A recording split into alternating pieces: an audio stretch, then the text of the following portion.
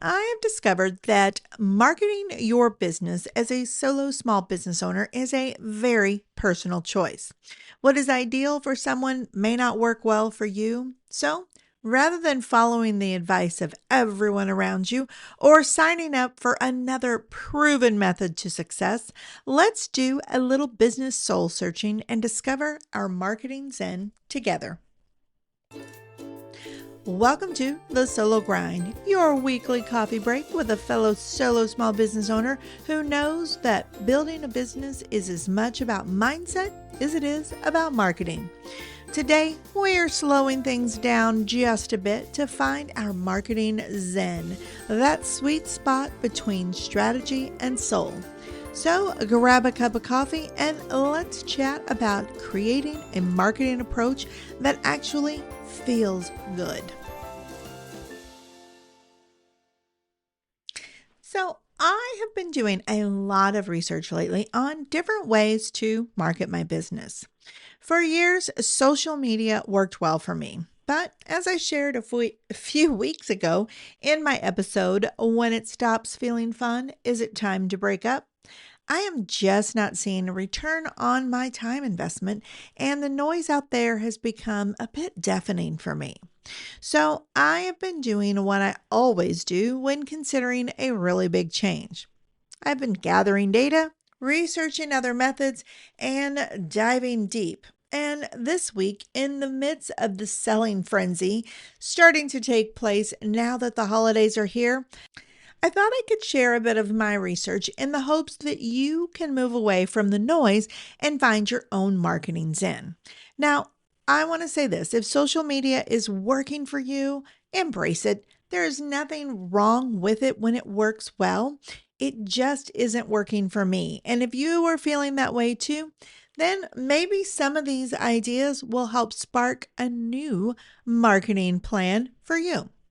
Before we dive into soul searching for the path to marketing enlightenment, let me take a moment to introduce myself to those who are new around here. I'm Teresa Schloop, the original caffeine creative, and I design branding essentials and standout websites for the solo small business owners. If that is something that you're interested in, I would love to sit down over a cup of coffee and hear more about you, your business, and your dreams for the future. Head on over to my website at caffeinecreative.io to book a free coffee chat, aka the consultation with me. And thank you so much for tuning in today. Whether this is your first time here or you come back week after week, I love connecting with you through this podcast. All right, now let's see if we can discover our marketing zen.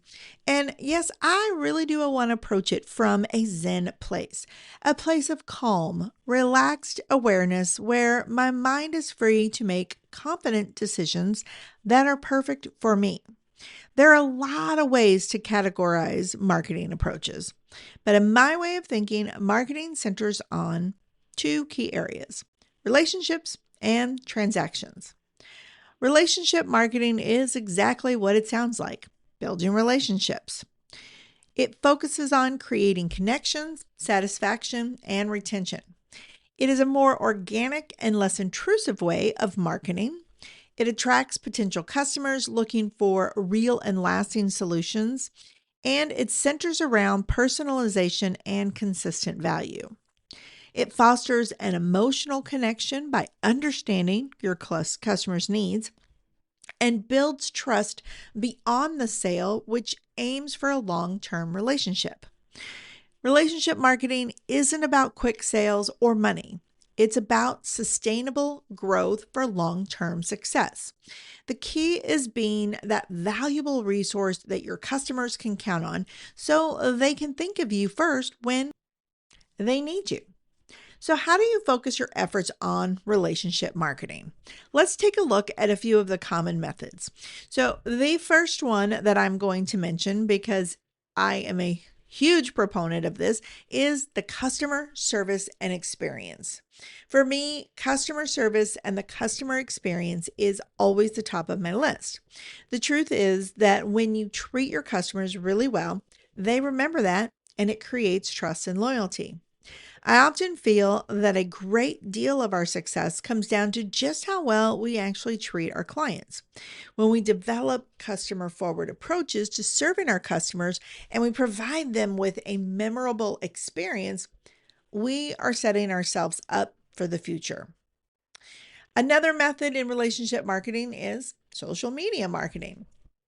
And while I said earlier, I have been struggling with social media lately and recently decided to take a break from quite a few platforms for a while, I definitely see it as a great place to develop new connections and personalize those connections through content and engagement. Social media has done a lot to help me build the business that I have today, and I've made some really amazing connections through it. I also have friends who are still doing really well with their social media. The great thing about social media is, despite what you may hear, you don't have to be in all the places to create connections. You can focus your time and attention on just Facebook or Instagram, or you could give all of your attention to LinkedIn or dive into the world of TikTok.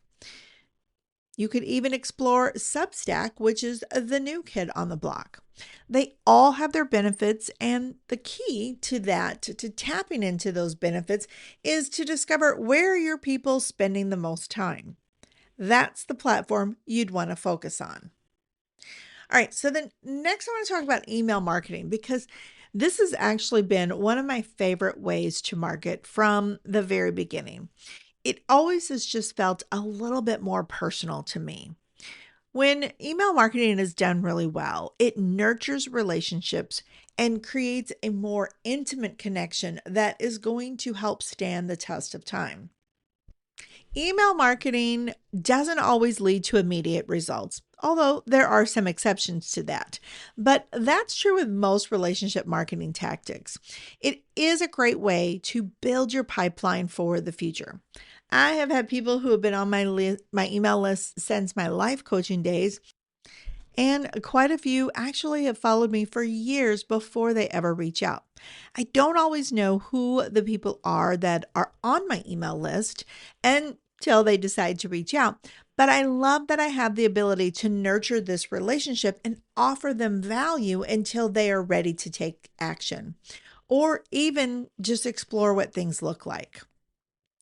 The next type of marketing and relationship marketing that I want to mention here is content marketing.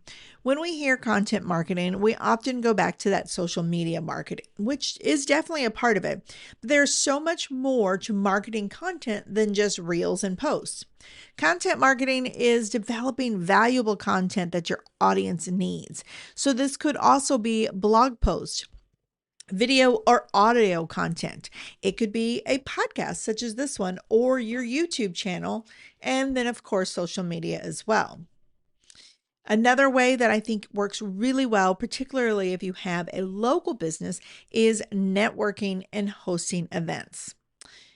When you have a local clientele, networking is one that you really would want to consider, I think, because nothing can quite replace that potential face-to-face interaction. Getting out there and becoming a friendly face in the community is going to go a long way in building relationships and potential collaborations and referrals from customers. Which leads me to the next form of marketing with relationship marketing, which is partnerships and collaborations.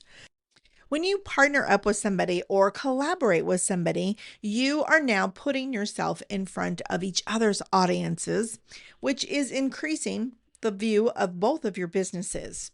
When you have a shared common goal, you can easily benefit your customers as well as theirs by offering different pieces to the puzzle, and you just help each business grow in new and incredible ways.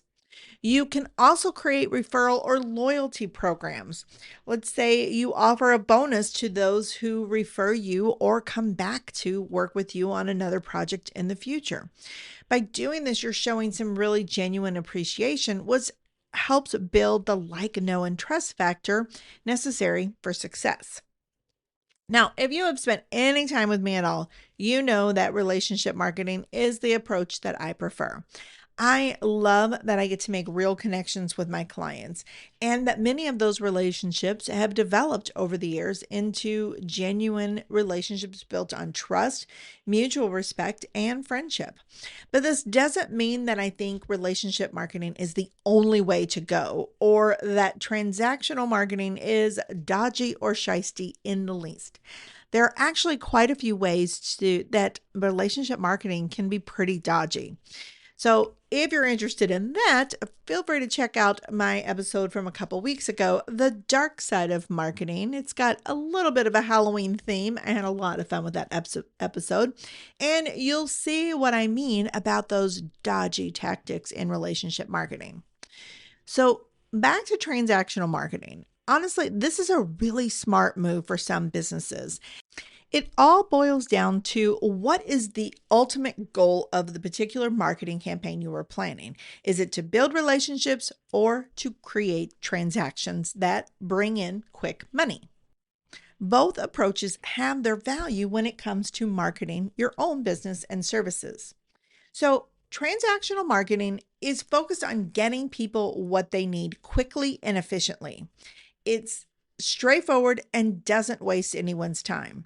It attracts customers who know what they want and who are ready to buy, centers around being clear about what you're offering and why it's worth it. It meets people right where they are with a solution to their immediate problem, need, desire, and builds confidence by making the buying process simple, easy, hassle free. Transactional marketing is all about quick selling for business growth.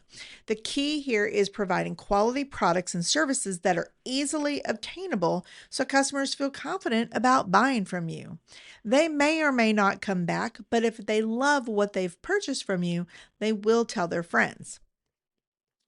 Now, I will say when I think of transactional marketing, I typically think of e commerce style businesses, businesses who have physical products to sell, like a client of mine, Denton Florist. They are selling flowers, they need to make transactions. And while they definitely want to develop relationships with their clients so that they continue coming back to purchase flowers in the future, the ultimate goal of their marketing is to make quick sales by selling their flowers. So let's take a look at some transactional marketing methods. The first one that is quick and simple and easy and built ideally for e-commerce business is discounts and promotions. You could offer an introductory discount in exchange for the person's email address so that you can share with them upcoming promotions, or have a special promotion in a way to get their email address and get them into your store, whether online or virtually. This is a great way to bring awareness to what you offer and how well you do it. My only advice on this one is to make sure that you build in your discount into your pricing so that you're not shortchanging yourself in the end. Far too often, I've seen people price their services and then offer a discount, and they really cut into their profits. The next one is upselling, cross-selling, or bundling. Your entry-level offer may be what gets a potential customer's attention, but what they really need or desire could be something else. Showing the other opportunities you have through upsells, cross-selling, or bundling is a great way to bring attention to your higher paying products and services. Just make sure that you make it easy for them to say no thanks in the case that the entry level offer is really all that they need or are willing to commit to at the moment. By making it more challenging or difficult or hiding the option to opt out of the upsell, you are falling into those shisty business tactics that can hurt your reputation in the long run.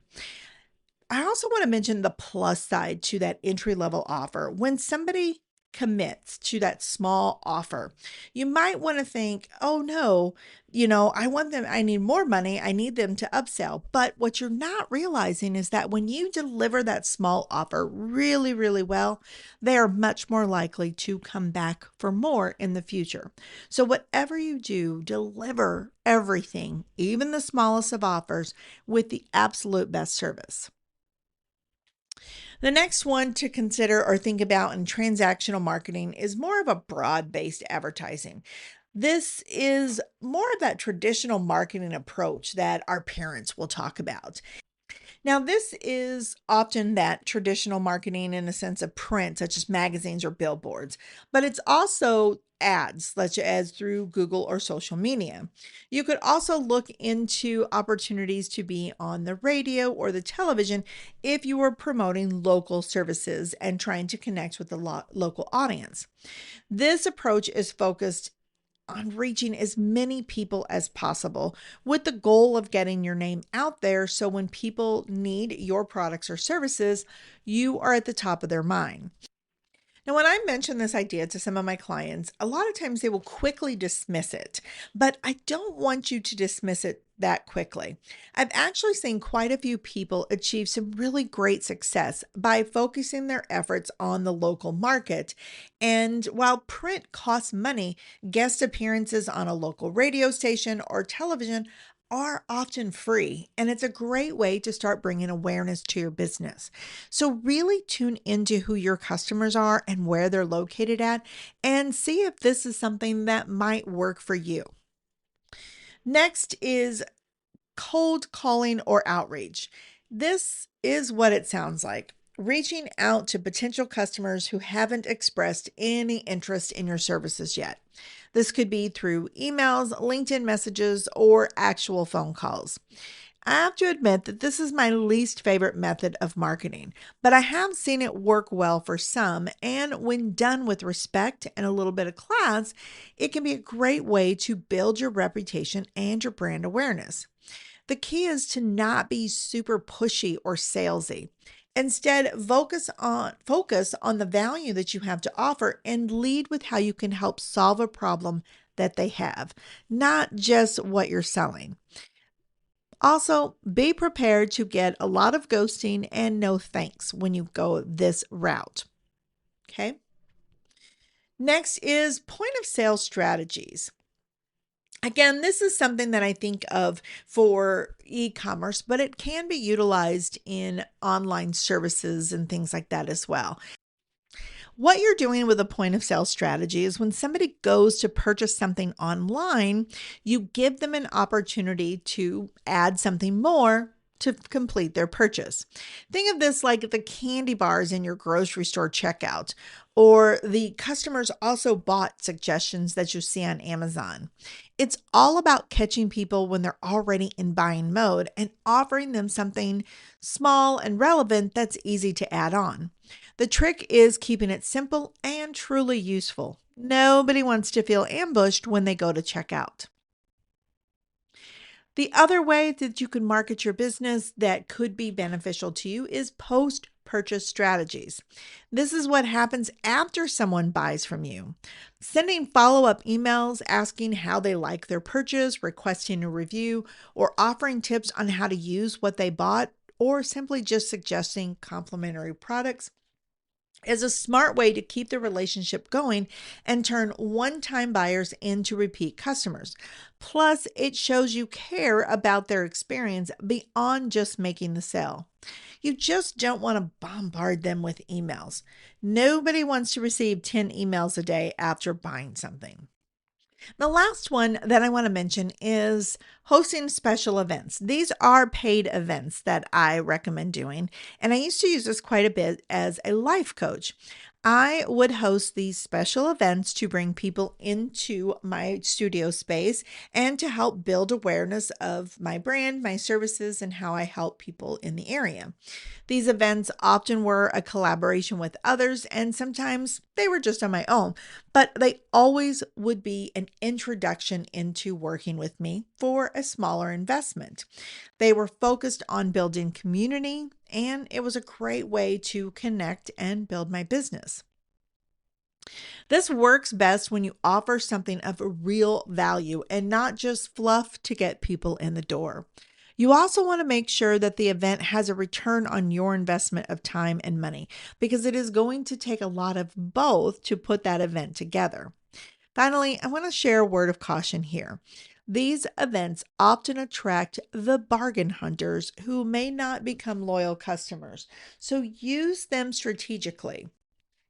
Okay, Now that we've looked at the different tactics and ways that we can approach marketing, it's time for a deep dive into discovering your personal marketing zen. At the start of this episode, I promised to help you discover which approach is best for you, and I have a little assessment to help you to a deep dive into discovery. And this will be in the detailed show notes where you can find it, or you can find it on my Substack as well.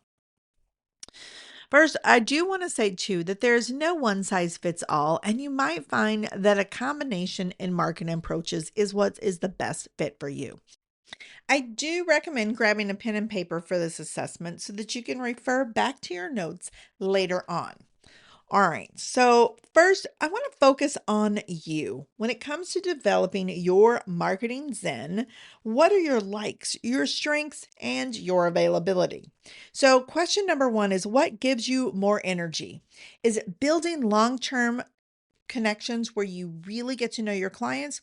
Or is it that buzz from chasing and closing a sale and quickly moving on to the next one? Number two, how much time do you have to nurture relationships? Would you say that you're willing to make the time as this is important to you and necessary to truly help your clients? Or do you only have some time to spend and you'd like to try and automate this as much as possible? Number three, what does your bank account need right now? Can you play the long game for a bit to bring in more meaningful, higher paying customers? Or do you need money coming in right now? Okay, number four, and this is a big one. There is no wrong answer, so I just want you to be honest with this one. Do you genuinely enjoy having ongoing conversations with clients? Or would you honestly rather help somebody solve their problem and move on? All right, now let's take a look at your business. What do you provide to your customers? Do you offer a product or service that has your customers needing or wanting more? Or is it a product or service that is often a one and done transaction? How complicated is your offer? Does it take education and trust before someone is ready to pull the trigger? Or can somebody understand it in 30 seconds and be willing to buy it? Now, last question here for your business is to be real about your capacity. Are you better with a smaller group where you can go deeper, or can you handle serving a lot of people quickly? Okay, now let's take a look at your people. How do your ideal clients and customers actually like to buy? Are they the type who research everything for weeks? Or do they see something that they need and just buy it? And what's normal in your industry? Do they need to think about things before they can commit? Or do customers typically buy fast in your industry? What about the market of potential customers? Are you in a crazy crowded market where standing out through personal connections really matters? Or are you a specific niche where people just need to find you to buy from you? And last question, what do your audience really care about? Do they want to know you and feel connected? Or are they just looking for the best price and easiest experience? Now, I do have the answer key to this quiz in my detailed show notes, but I'm going to give you quick guidance for the purposes of this podcast.